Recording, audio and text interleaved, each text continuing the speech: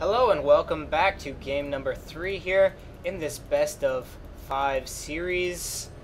I am your host, ProNewbieForce5, and I will be bringing you through this game. Hopefully you can bear with me as we both watch.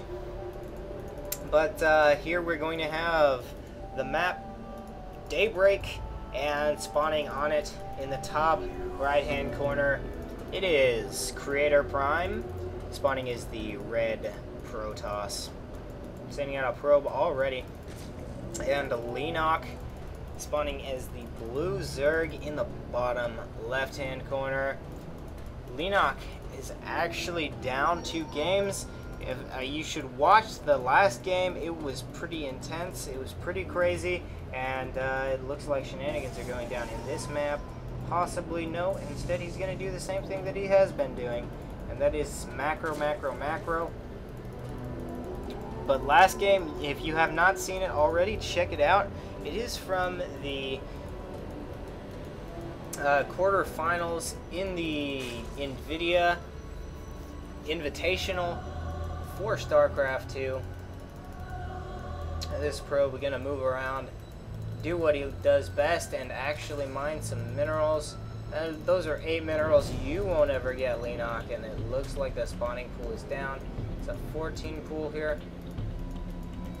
And that will be an indicator of what he's going to do. Leenock is really in a lot of trouble here. He needs to do some damage with this pool here. Otherwise, it could be lights out again. He could get shut out because his opponent is going for this Forge Fast Expand again. Now this time he's building the Forge first, not throwing down the Nexus until after Forge is done. And now Leenock sees that he's doing the exact same thing that he's been doing, and this is going to be troublesome for Leenock because it worked 2 times before. What's going to keep it from not working again? Now he did throw down this pylon to get himself not supply locked here. And where's the cannon going to go? No, instead of putting a cannon down, he puts down the gateway, and the cannon will go right here. Pretty good positioning here. Now the map is Daybreak, so there are quite a few things that he can do. Now Leenock using one of those 3 things, and that is to get a fast 3rd expansion. That is exactly what he's going to do. But that's what he did in game 1 as well, and it didn't work. And in game 2, he decided not to go for a 3rd base. He actually canceled it, and well, that didn't work out either. So now he's down 2, and he is on the ropes. One more kill, and he's done for it. He's out of this match. This is the best of 5, so it's going to be interesting and dramatic all at the same time. He doesn't have all that much at his disposal currently. Now, CreatorPrime has a few paths that he can take here. He can go for even more greedy and go for quad gas if he wanted to, or he could just go for a 7-gate push with blink timing, but he is building a gateway. That might not be the case here. The ground level 1 is being researched. I feel like that is exactly what he's gonna do. He's gonna make a timing push. It might be 1, it might be 2. I'm gonna think it's gonna be at weapons level 2, and if Leenock cannot hold it off, then he will be in deep trouble.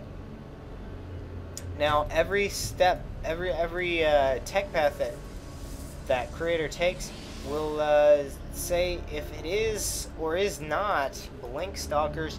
He does seem to like his blink stalkers when he can get the opportunity, but this not yet. He does have 2 gates down, and he's throwing down a pylon on the high ground so he can warp in on the low ground. Leenock himself just getting his 3rd gas. Actually, he hasn't mined any gas. He has just now started mining gas, though he was going heavy greed. He only has 3 extractors up, and this could mean a lot. And there it is. There's that Twilight Council. And how many blink stalkers, or how many regular stalkers does he have? He doesn't have any right now, but I am sure he's going to warp in some once the warp gate finishes, and he's going to use these sentries as backup here. This sentry tickling this Overlord, but the Overlord will escape. Blink is now getting researched, and weapons level 2. So it's looking a lot like game number 1 here between the 2 players, and that did not work out well for Leenock. And Leenock is actually going for a similar build as he did in 1. He did not have enough roaches when it came down to it. Right now he only has 4 Zerglings. This could be pretty devastating for him if he isn't careful. He is no longer droning up. He's getting pneumatized carapace. I guess he wants those Overlords to survive. Now the Stalkers are out. There are 7 sentries here to back up the force, and that is most likely for the Guardian Shield. This is different from his play in game 1. He did not have any sentries. It was just pure Stalker. Now the sentries will use their Guardian Shield indefinitely to keep those Stalkers alive longer. These Zerglings trying to do a run by here. No, actually getting a surround on one of these Stalkers, but it's not going to matter. Blink is finished. And he did not already reveal it. No, he let that Stalker die. He didn't reveal it. This pylon, if it goes down, then he could be in a lot of troubles, but no, the probe survives, and that could mean lights out here for Leenock. Leenock has roaches. He's trying to bide his time before all of this happens, and now the Zerglings are moving in, and these Stalkers are here to help defend against any sort of Ling counter aggression to prevent this pylon from going down here. And this a nice little run by here, but it might not be enough. Even a robotics facility here. Ooh, could be a huge snipe here. Gonna take out this pylon, but will it matter? All 3 of the gateways just finished. Now actually, yes, lots of force fields here between the 2. This queen is going to die, but if Creator gets the hatchery, then he's in a lot of trouble. But it doesn't look like that is the case here. Now the roaches are moving in, but more force fields preventing any such run by, and now the roaches are getting a decent surround here and could do a lot of damage. The blink stalkers are blinking back, leaving the units there to defend for themselves. But now he's moving forward, and the 2-0 timing here from CreatorPrime has worked, almost seeming to work at least.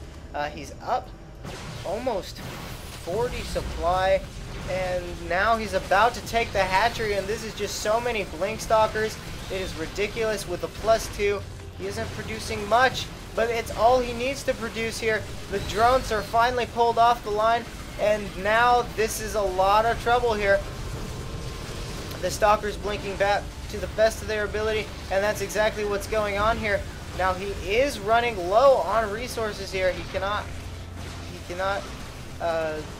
bring them back so quickly, but it doesn't really matter. The hatchery is gonna fall, the queen falls, and now there are only some roaches here.